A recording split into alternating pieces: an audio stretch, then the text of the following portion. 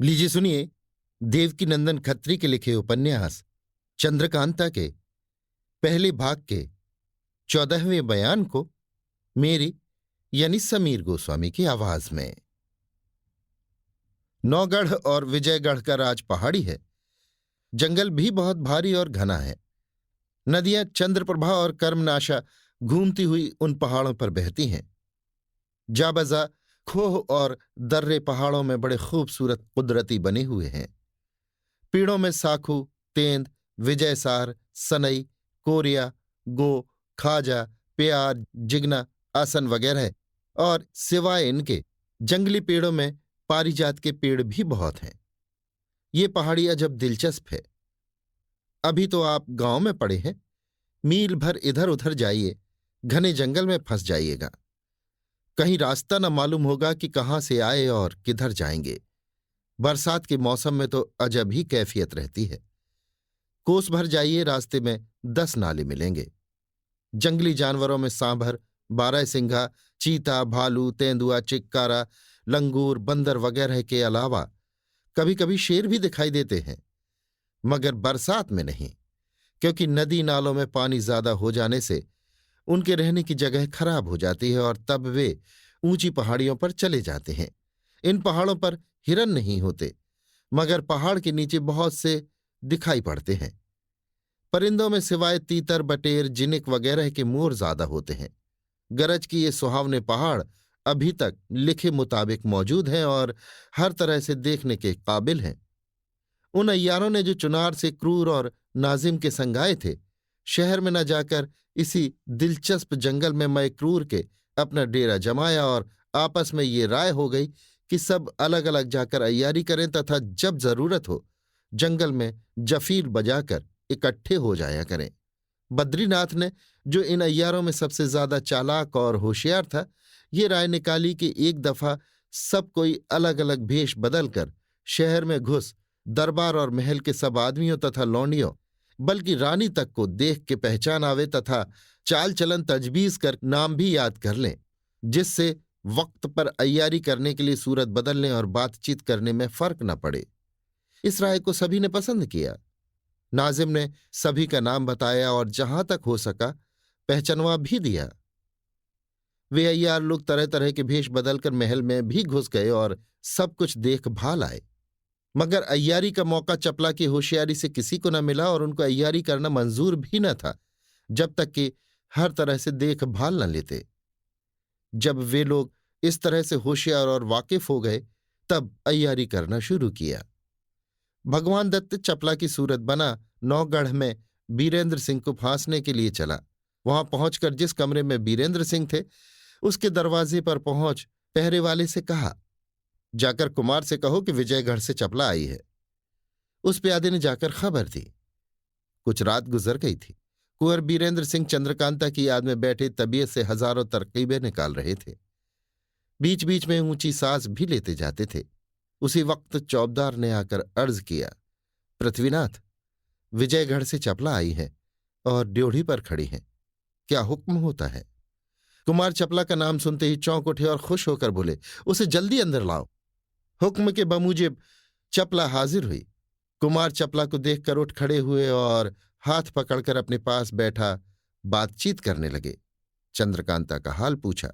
चपला ने कहा, अच्छी है, सिवाय आपकी याद के और किसी तरह की तकलीफ नहीं है।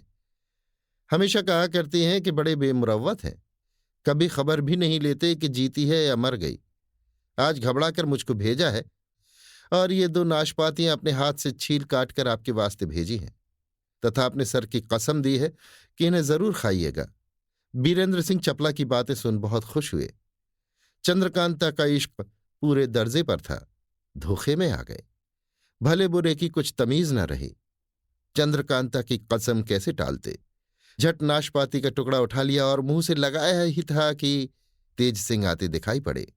तेज सिंह ने देखा बीरेंद्र सिंह बैठे हैं, सामने चपला भी बैठी है, आगे नाशपाती के टुकड़े रखे हैं, एक टुकड़ा हाथ में है। देखते ही आग हो गए।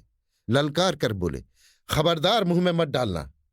इतना सुनते ही बीरेंद्र सिंह रुक गए और बोले, क्यों, क्या है? तेज सिंह ने कहा, मैं जाति दफे 1000 बार समझा गया, अपना सर मार गया। मगर आपको ख्याल न हुआ? कभी आगे भी चपला यहां आई थी? आपने क्या खाक पहचाना कि ये चपला है या कोई अय्यार?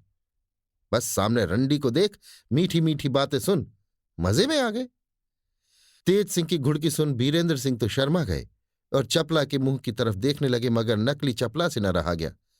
फंस तो चुकी ही थी, झट खंजर निकालकर तेज सिंह पर दौड़ी। बीरेंद्र सिंह भी जान गए कि ये अय्यार है। उसको खंजर ले तेज सिंह पर दौड़ते देख लपक कर एक हाथ से उसकी कलाई पकड़ी जिसमें खंजर था, दूसरा हाथ कमर में डाल उठा लिया और सर से ऊंचा कर चाहते थे कि फेंके, जिससे हड्डी पसली सब चूर हो जाए कि तेज सिंह ने आवाज दी, हाँ हाँ, पटकना मत, मर जाएगा। अय्यार लोगों का काम ही यही है, छोड़ दो, मेरे हवाले करो। ये सुन कुमार ने उसे धीरे से जमीन पर पटक कर मुश्कें बांध तेज सिंह के हवाले किया। तेज सिंह ने जबरदस्ती उसके नाक में दवा ठूंस बेहोश किया और गठरी में बांध किनारे रख बातें करने लगे। तेज सिंह ने कुमार को समझाया और कहा, देखिए जो हो गया सो हो गया, मगर अब धोखा मत खाइएगा। कुमार बहुत शर्मिंदा थे। इसका कुछ जवाब न दे विजयगढ़ का हाल पूछने लगे। तेज सिंह ने सब खुलासा ब्यौरा कहा और चिट्ठी भी दिखाई जो महाराज जय सिंह ने राजा सुरेंद्र सिंह के नाम लिखी थी। कुमार ये सब सुन और चिट्ठी देख उछल पड़े। मारे खुशी के तेज सिंह को गले से लगा लिया और बोले, अब जो कुछ करना हो जल्दी कर डालो। तेज सिंह ने कहा, हाँ देखो सब कुछ हो जाता है, घबराओ मत। इसी तरह दोनों को बातें करते तमाम रात गुजर गई। सवेरा हुआ चाहता था जब तेज सिंह उस अय्यार की गठरी पीठ पर लादे उसी तहखाने की तरफ रवाना हुए जिसमें अहमद को कैद कराए थे। तहखाने का दरवाजा खोल अंदर गए। टहलते टहलते चश्मे के पास जा निकले। देखा कि अहमद नहर के किनारे सोया है और हरदयाल सिंह एक पेड़ के नीचे पत्थर की चट्टान पर सर झुकाए बैठे हैं। तेज सिंह को देखकर हरदयाल सिंह उठ खड़े हुए और बोले, क्यों तेज सिंह, मैंने क्या कसूर किया था जो मुझे कैद कर रखा है?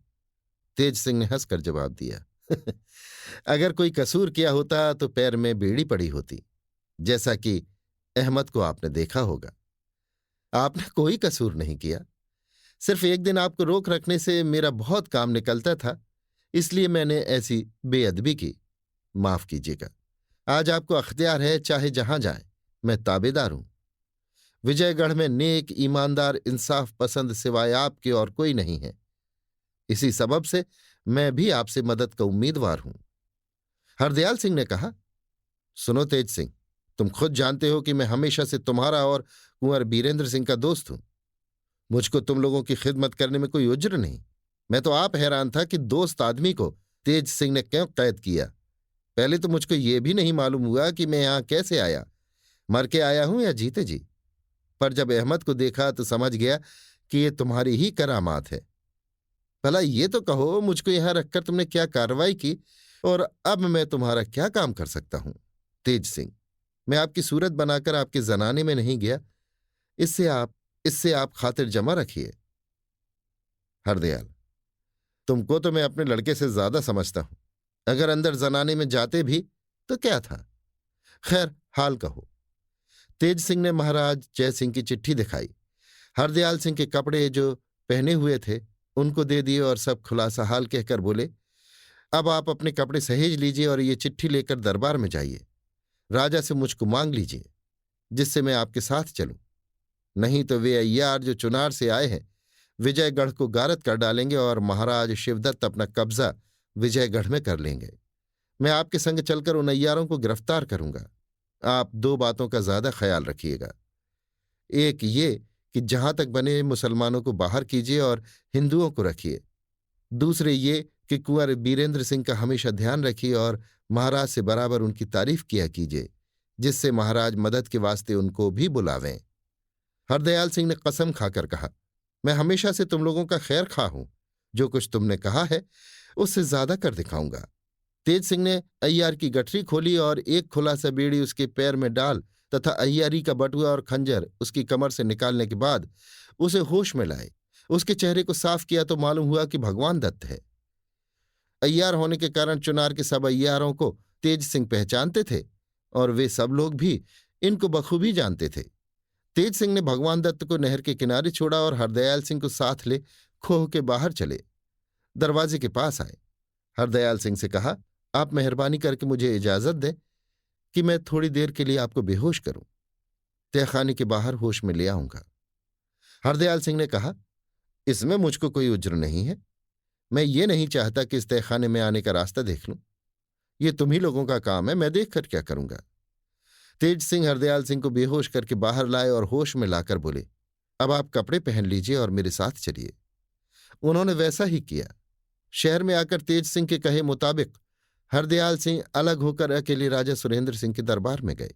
राजा ने उनकी बड़ी खातिर की और हाल पूछा। उन्होंने बहुत कुछ कहने के बाद महाराज जयसिंह की चिट्ठी दी, जिसको राजा ने इज्जत के साथ लेकर अपने वजीर जीत सिंह को पढ़ने के लिए दिया। जीत सिंह ने जोर से खत पढ़ा। राजा सुरेंद्र सिंह चिट्ठी सुनकर बहुत खुश हुए और हरदयाल सिंह की तरफ देखकर बोले, मेरा राज्य महाराज जयसिंह का है, जिसे चाहे बुला लें, मुझे कोई उज्र नहीं। तेज सिंह आपके साथ जाएगा। ये कहकर अपने वजीर जीत सिंह को हरदयाल सिंह की मेहमानी का हुक्म दिया और दरबार बर्खास्त किया। दीवान हरदयाल सिंह की मेहमानी 3 दिन तक बहुत अच्छी तरह से की गई, जिससे वो बहुत ही खुश हुए। चौथे दिन दीवान साहब ने राजा से रुखसत मांगी।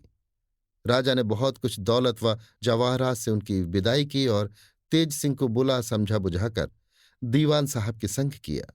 बड़े साज सामान के साथ ये दोनों विजयगढ़ पहुंचे और शाम के दरबार में महाराज के पास हाजिर हुए।